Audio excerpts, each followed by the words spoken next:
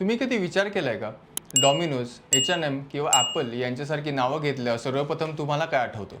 फक्त त्यांचा लोगोच नाही, तर त्या ब्रँडची एक वेगळी ओळख. यालाच म्हणतात ब्रँड आयडेंटिटी. ब्रँड आयडेंटिटी म्हणजे ग्राहकांच्या मनात ब्रँडबद्दल तयार होणारी प्रतिमा आणि भावना. उदाहरणार्थ, H&M म्हणलं की स्टायलिश, परवडणारे आणि सहज उपलब्ध होणारे फॅशन कपडे डोळ्यासमोर येतात. डॉमिनोज म्हटलं की झटपट डिलिव्हरी, सोय आणि विश्वासार्ह सेवा. तर ॲपल म्हटलं की नाविन्यपूर्ण तंत्रज्ञान, प्रीमियम अनुभव आणि प्रायव्हसीची खात्री. पण फक्त प्रोडक्ट चांगला असून चालत नाही. ब्रँडची मूल्य आणि ग्राहकांची मूल्य जुळली तरच ग्राहक त्या ब्रँडची भावनिक नातं जोडतो. याचं सर्वोत्तम उदाहरण म्हणजे डवने स्वतःला केवळ साबण किंवा शॅम्पू ब्रँड म्हणून मांडलं नाही, तर रिअल ब्युटी मोहिमेद्वारे प्रत्येक महिलेच्या नैसर्गिक सौंदर्याचा सन्मान केला.